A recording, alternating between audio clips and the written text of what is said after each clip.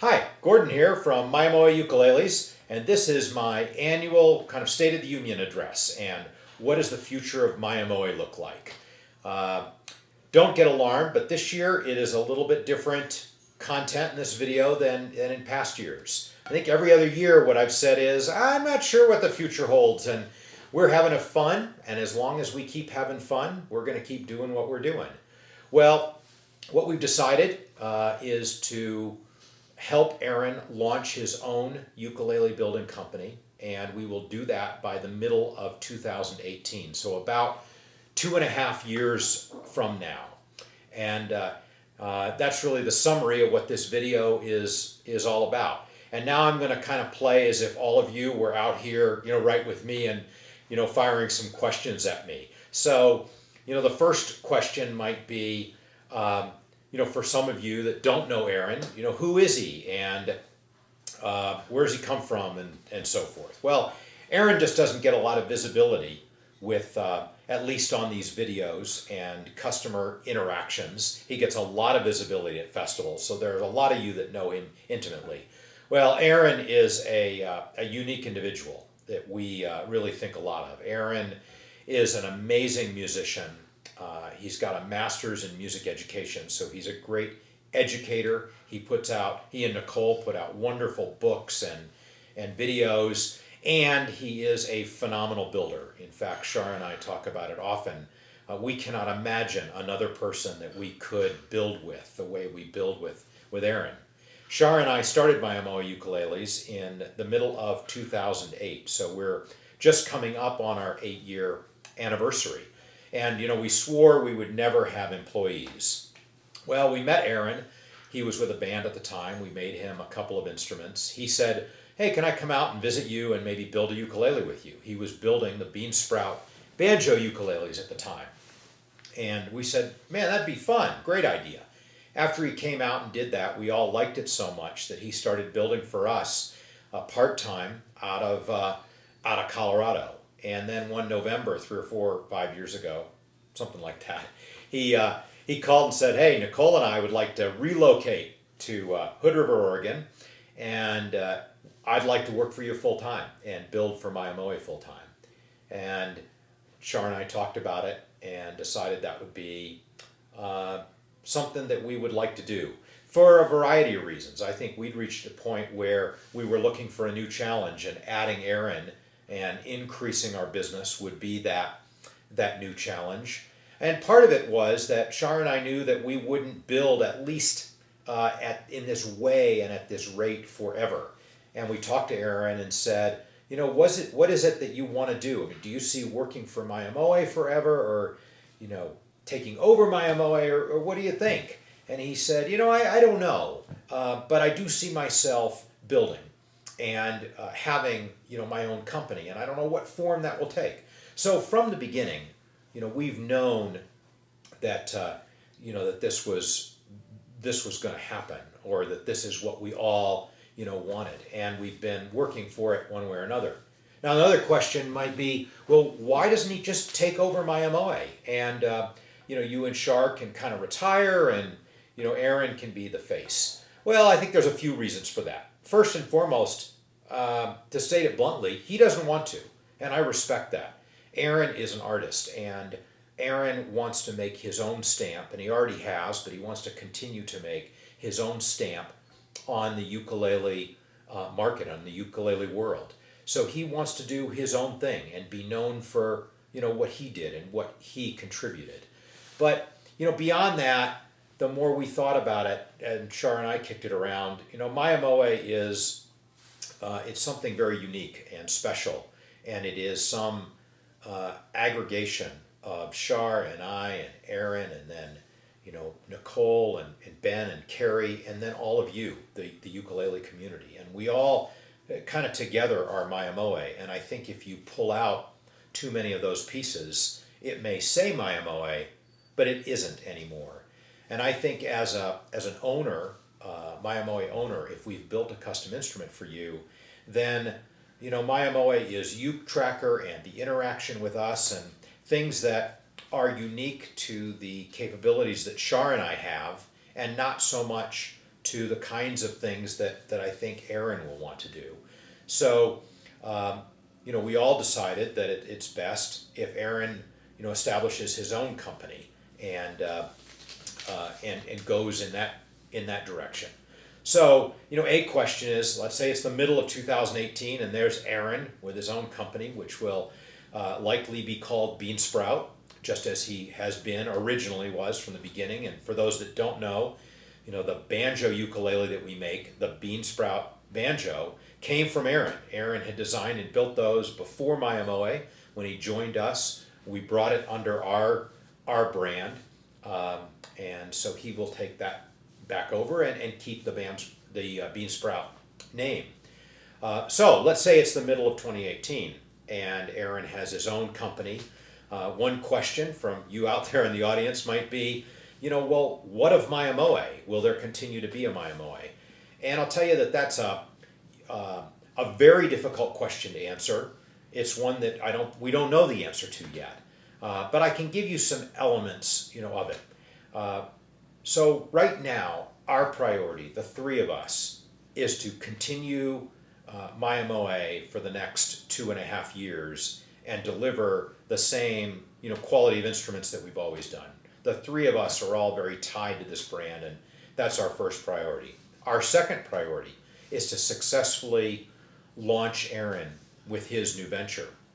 And Shar and I have been and plan on continuing putting a lot of time and energy into that, and money probably in various ways, be it equipment, shop space, shop time, investment, those sorts of things. But we want Aaron to be successful, and we think that that's going to require some of our time. And to do that, and once he launches, and run Mya-Moe in the way that we have, is something that is very unlikely.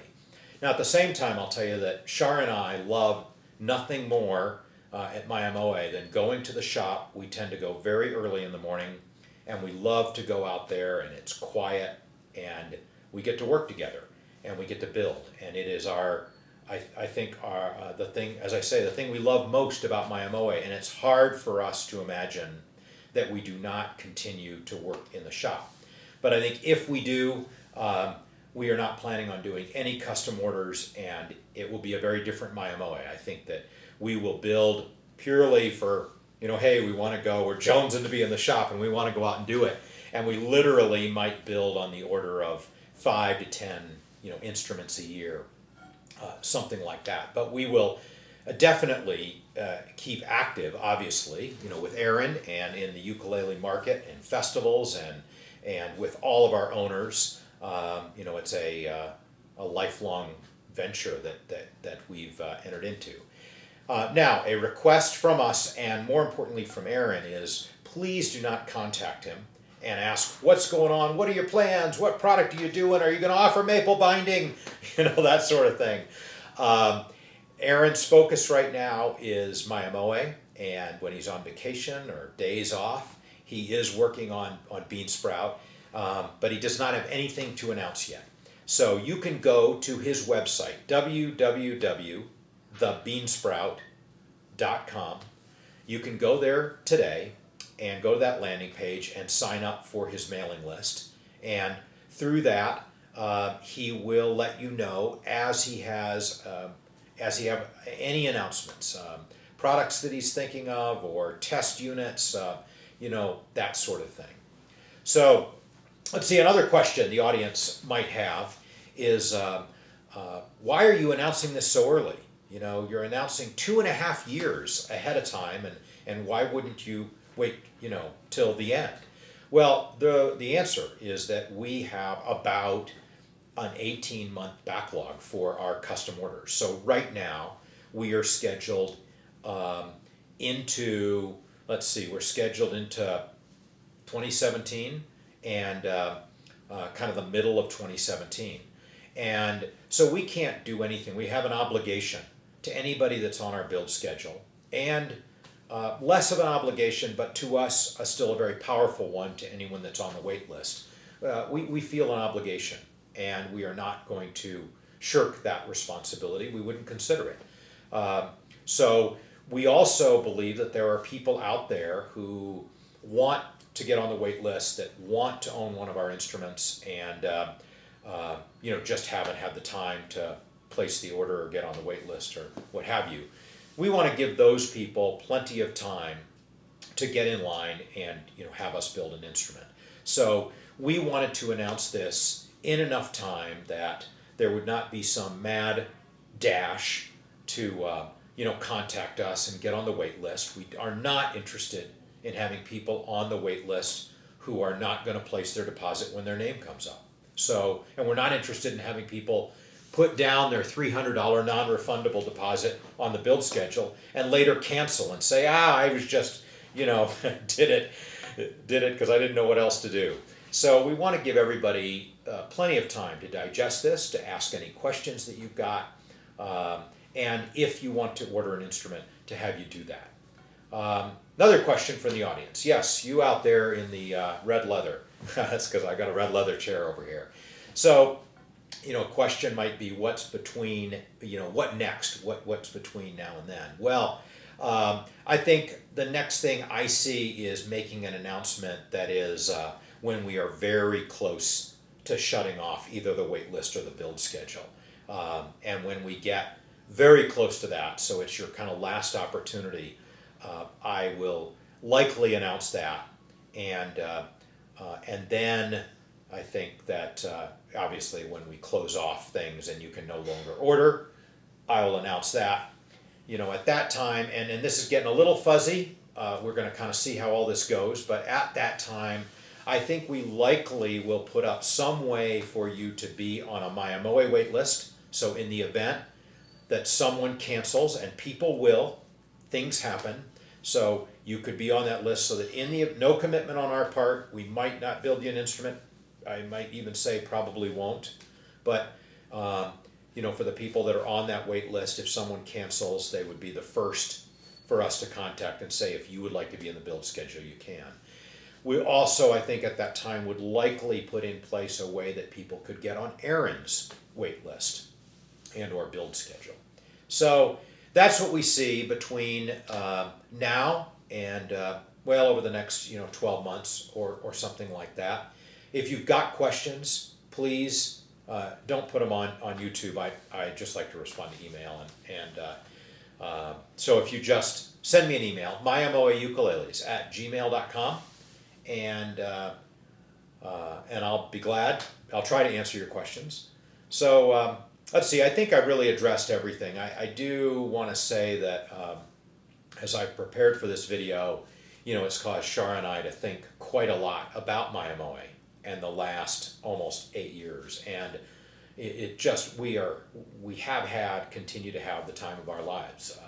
I went through all of our photos, starting with mid-2008 or beginning of 2008, really a little while ago, and it was amazing to see the festivals that we've gone to, the owners that we've met, the instruments that we've delivered.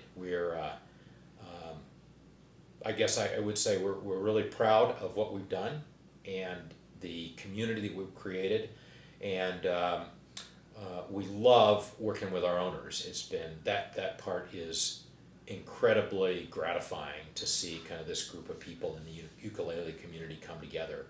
So thanks to all of you out there, and I'll see you soon. Bye-bye.